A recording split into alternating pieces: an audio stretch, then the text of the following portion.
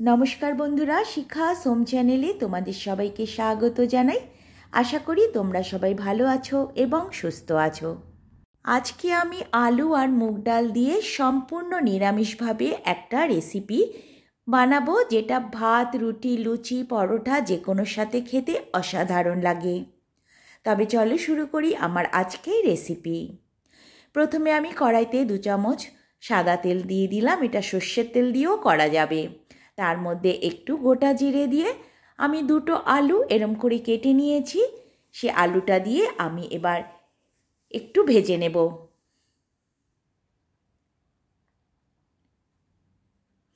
এবার আমি 1 কাপ ডাল, মুগ ডাল ধুয়ে নিয়েছি। সেই ডালটাও আমি এর মধ্যে দিয়ে স্বাদ মতো লবণ আর একটু হলুদও দিয়ে দিলাম।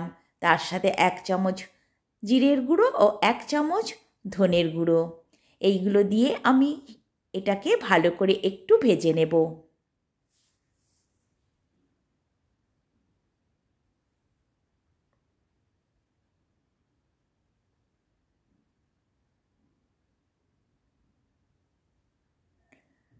আমার এটা ভাজা হয়ে গেছে। এবার আমি এর মধ্যে জল দিয়ে দেব।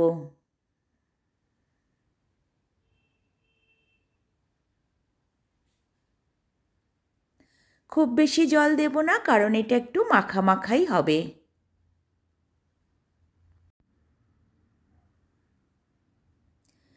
আমি একটা লঙ্কা দিয়ে দিলাম, ঝালটা নিজেদের মতোই দেবে।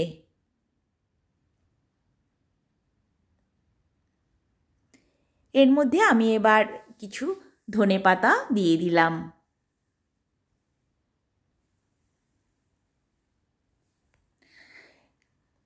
এটা আমি 3-4 মিনিট মতো ফুটিয়ে নিয়েছি। আমার এটা অলমোস্ট রেডি। আমি এবার এর মধ্যে 1 চামচ আদা বাটাও দিয়ে দিলাম। আদা বাটাটাকে আমি ভালো করে মিশিয়ে নিচ্ছি।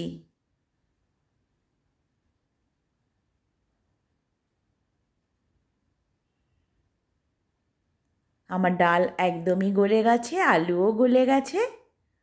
এবার আমি এর মধ্যে 1 চামচ চিনি দিয়ে দিচ্ছি আর 1 চামচ আমি ঘি দিয়ে দিচ্ছি।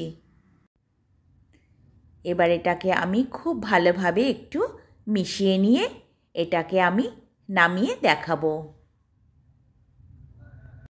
আশা করি রেসিপিটা তোমাদের ভালো লাগবে। খুবই সহজ কিন্তু খুবই টেস্টি একটা রেসিপি।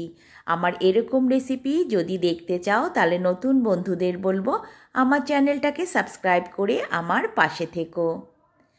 আমার এটা সার্ভ করার জন্য একদম রেডি। গরম গরম ভাত বা রুটির সাথে দারুণ লাগে খেতে। তবে আজকে আসি। সবাই ভালো থেকো, সুস্থ থেকো। টাটা।